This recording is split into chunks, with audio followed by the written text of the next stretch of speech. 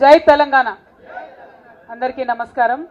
ఇవాళ మే డే సందర్భంగా ఇక్కడికి హాజరైనటువంటి కార్మిక సోదర సోదరీమణులందరికీ ప్రత్యేకించి శుభాకాంక్షలు తెలియజేస్తా ఉన్నాను. ముఖ్యంగా సింగరేణి గని కార్మికులు వచ్చినారు, అట్లానే ఆటో డ్రైవర్లు మారన్న వాళ్ళ నేపథ్యంలో వాళ్ళు వచ్చినారు, అట్లానే మన వాటర్ వర్క్స్ శ్రీనివాస్ రెడ్డి గారు వాళ్ళందరూ వచ్చిండ్రు. మరి హమాలి సీనన్న గారి నేతృత్వంలో హమాలి సంఘం అందరూ కూడా రావడం జరిగింది.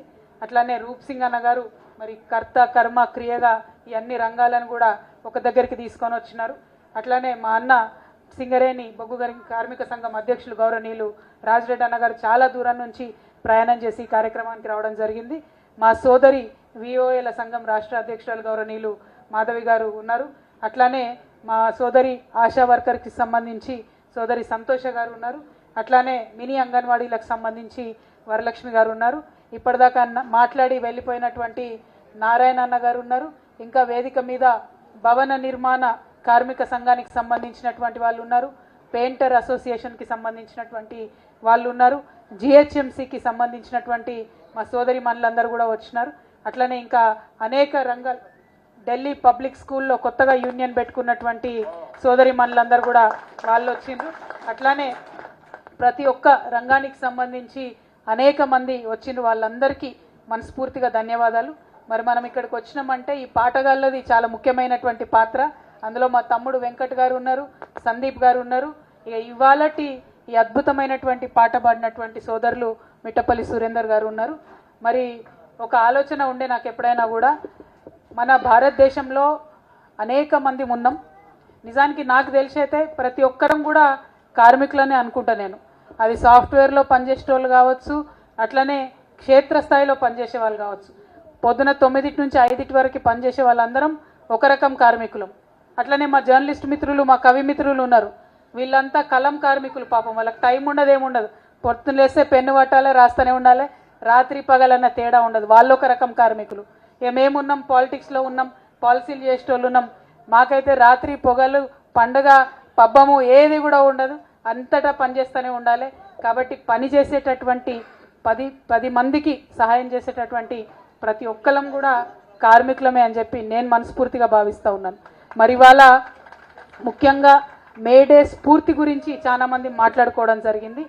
అమెరికాలో, యూకేలో, అప్పుడు ఇంగ్లాండ్లో అప్పుడే మొదట అక్కడ కార్ఖానాలు పెట్టిండ్రు. కాబట్టి ఆ కార్ఖానాలలో పనిలో సరైనటువంటి వాటా ఉండాలని చెప్పి, అదేవిధంగా వచ్చేటటువంటి పనికి చేసేటటువంటి పనికి మంచి వేతనం ఇవ్వాలని చెప్పి ఇంకొక పక్క, అట్లనే మొదట ఫ్యాక్టరీలు పెట్టినటువంటి సందర్భంలో మరి ఎన్నో గంటలు పనిచేయాల్సి వస్తుండే, లిమిట్ లేకుండా ఉండే. అటువంటి సందర్భంలో 8 గంటలే పని విధానం ఉండాలని చెప్పి కొట్లాడినాం. ఆ తర్వాత ఏం జరిగింది, మహిళలకు పురుషులకు ఇద్దరికి కూడా సమాన వేతనం ఇవ్వాలని అదొక రకమైనటువంటి కొట్లాట అవుతుంది. కానీ అది ఇంకా మనం సాధించుకోలేకపోయినాం. చాలా చోట్ల కూడా ఒకటే పని చేసినటువంటి మహిళలకు పురుషులకు కూడా సరైనటువంటి వేతనాలు ఇవ్వరు. అట్లా కాకుండా అసంఘటిత రంగంలో ఉండేటటువంటి కార్మికులం మనం చాలామంది ఉన్నాం. అందరికీ రకరకాల కష్టాలు ఉన్నాయి. ఆ కష్టాలన్నీ కూడా ఎప్పటికప్పుడు అడ్రస్ చేసుకుంటూ పోతున్నాం. కాకపోతే మే డే, లేబర్ డే యొక్క గొప్పతనం ఏమైందంటే, ఇటలీ అనేటటువంటి ఒక దేశం ఉన్నది.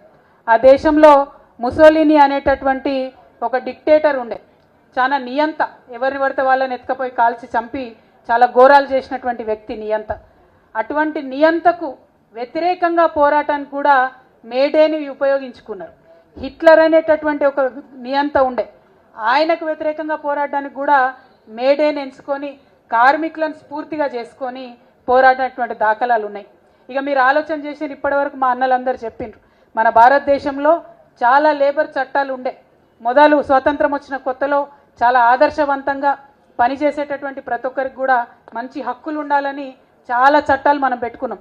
కానీ ఇప్పుడు ఉన్నటువంటి ప్రభుత్వాలు సరే కార్మికులకు ఎట్లా దిక్కులేదు పనిచేస్తారు, కార్పొరేట్ వ్యక్తుల్ని, డబ్బులు ఉన్న వాళ్ళని మాత్రం బాగా చూసుకోవాలనేటటువంటి ఒక నైజంతో ఆ చట్టాలన్నీ కాలరాశి కేవలం 4 కోళ్లుగా తీసుకొచ్చారు. మన రాజరెడ్డి అన్న చెప్పినట్టు, రూప్ సింగ్ అన్న చెప్పినట్టు సులభంగా కార్మికుల శ్రమను దోచుకోవడానికే ఆ చట్టాలను తయారు చేసిండ్రు. కాబట్టి ఆ చట్టాలు పోయేంత వరకు, కార్మికులకు ఫ్రెండ్లీగా ఉండే చట్టాలు వచ్చేంత వరకు కూడా మనందరం పోరాటం చేయాలి. మే 20 తారీఖున జరిగేటటువంటి దానికి కూడా సమ్మె, దేశవ్యాప్తంగా జరిగే సమ్మెకు కూడా మనందరం కూడా సహకారం అందించాలి. జాగృతి నాయకులు పెద్ద ఎత్తున ఈ సమ్మెలో పాల్గొంటారని కూడా కార్మికులందరికీ కూడా నేను తెలియజేస్తా ఉన్నాను.